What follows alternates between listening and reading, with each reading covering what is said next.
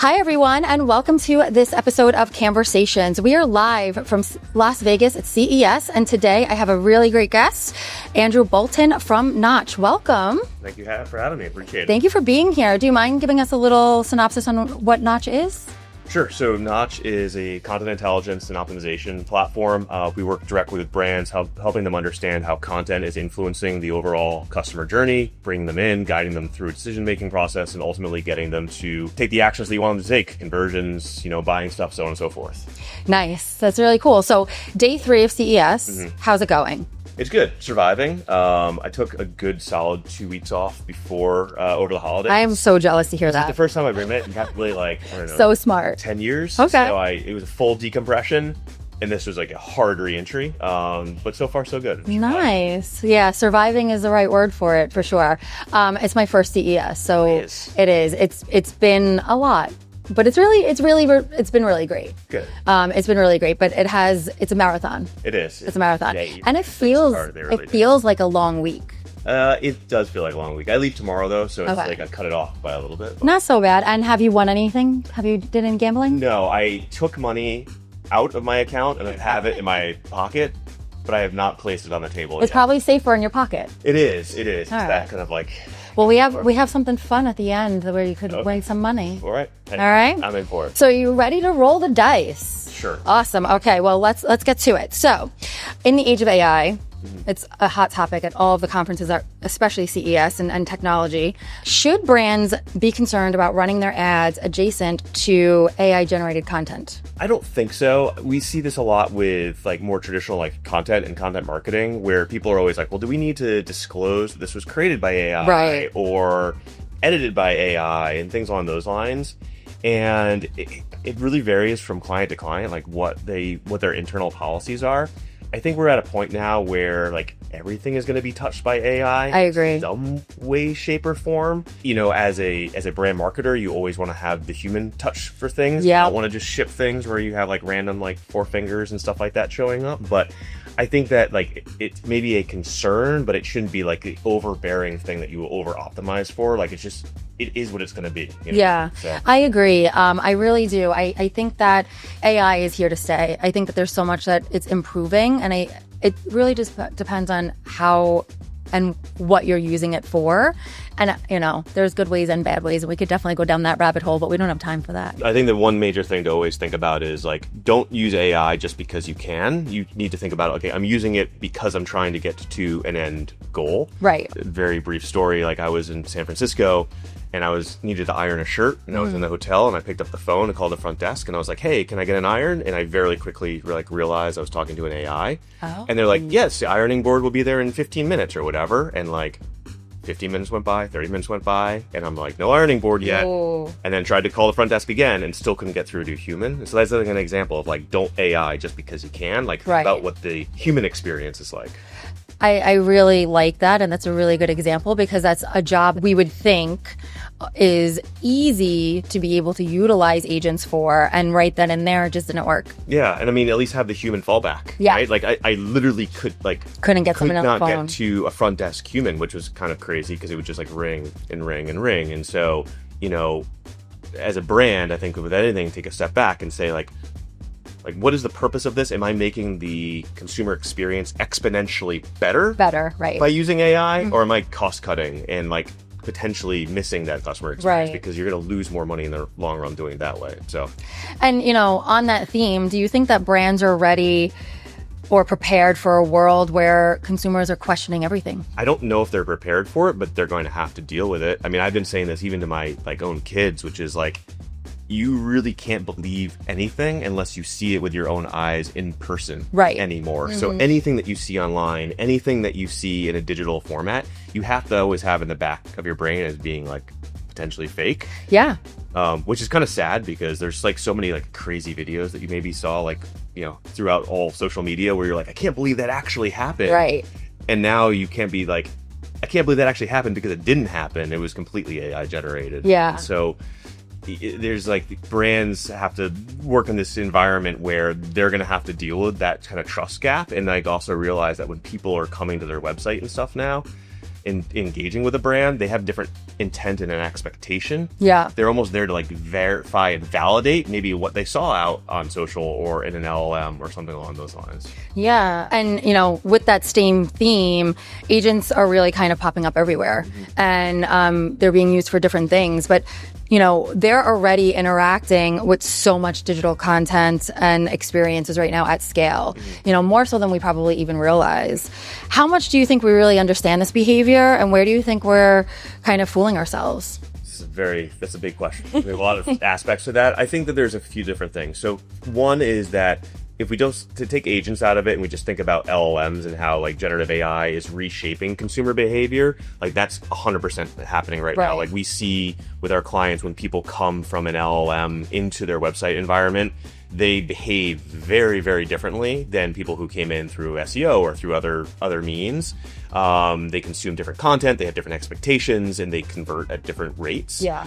We then also see this kind of like shadow audience of people who are out like in an LLM that maybe don't convert or come directly to a site that way, but they do a search, they're influenced, and then they may be engaged further down the road, and that's very hard to measure. Yeah. And then the next level on this is then you have also this new robot audience on top of the human audience, which is the agent audience.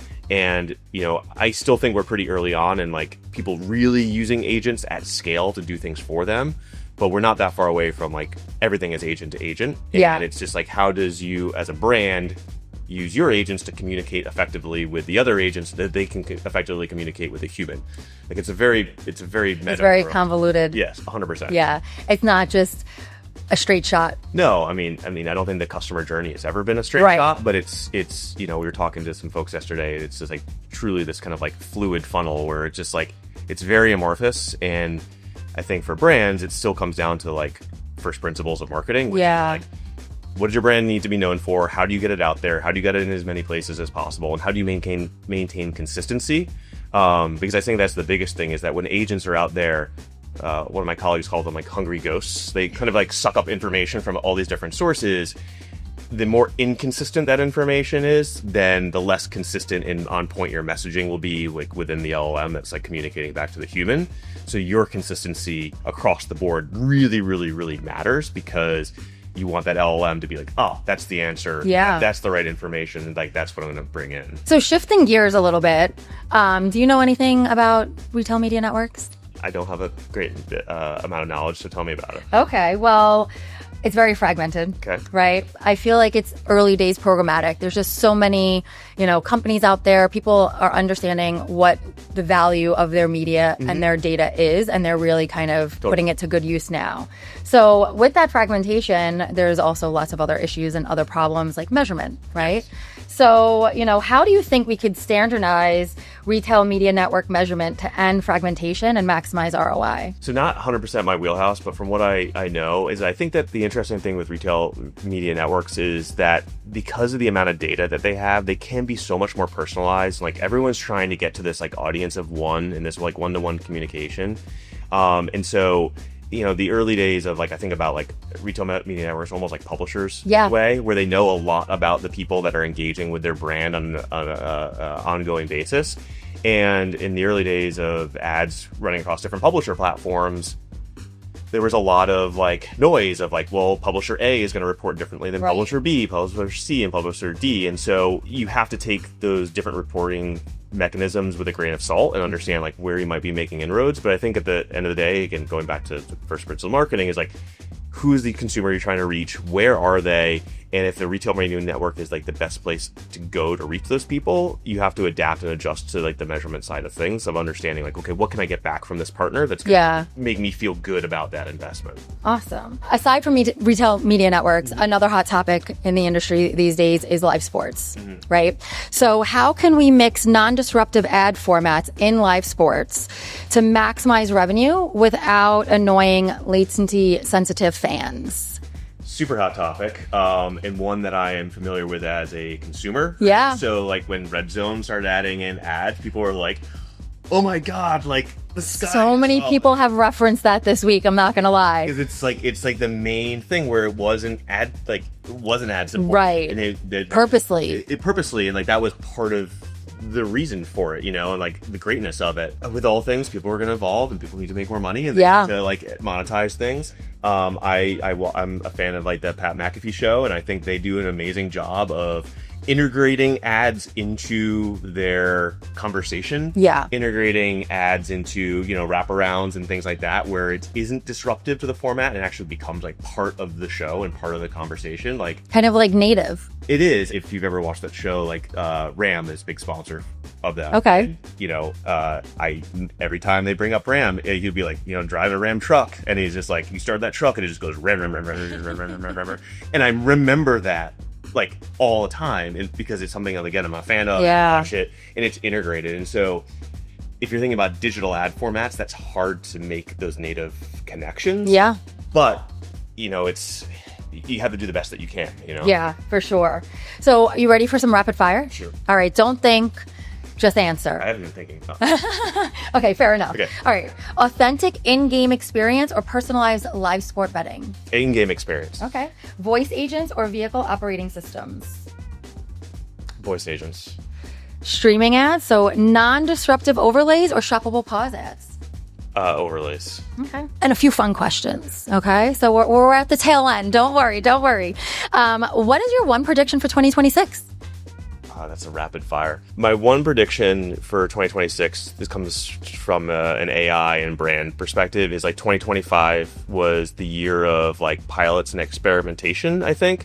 I think that 2026 is much more about like operationalization of it. Okay. And like, how do you truly extract value out of AI and making sure that it's tied to use cases that drive the bottom line? Because I think there was a lot of noise from boards and CFOs and CEOs of like, what's our AI strategy? Right. How are we incorporating AI to reduce costs? I would like to think of it as like increasing productivity. And I think there was a lot of kind of like scramble over the past, year and a half, 2 years. And this year is more of like the rubber's going to hit the road, where it's like, okay, now what's the ROI? What's the actual value of these things? Awesome. And what event do you find most valuable and why? This is selfish, is that we throw really good events ourselves. And so like those are always the best for us, but they're always in adjacency to other like larger industry events. So any event that you can curate yourself and make it your own and create an amazing experience is going to be better than anything else that you attend. Fair enough. And one last final question, most important, what is your Vegas guilty pleasure?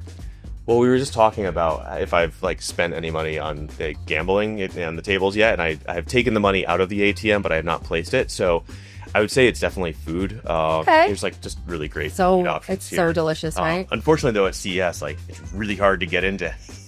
So you have to temper that a little bit. But that's a good guilty pleasure. Awesome. Well, thank you so much. This was so much fun. Yeah. One last thing. Okay. Are you ready to possibly win some money? Sure. I mean, like I haven't won anything yet. So awesome. So thank you, Zephyr, who is sponsoring our Roll the Dice. Are you ready to roll the dice? Roll this up. Awesome. So right behind you, there's dice. Okay. So roll the dice. Okay. And let's see what you get. Am I throwing it on the floor? Or Yeah, go for it. Okay, ready? Big money in here. Ready? What we got? A 25 and a 4. Awesome. Big winner. Well, thank you so much. Thank you. And we have poker chips for you. So you're actually winning real money. Oh, wow.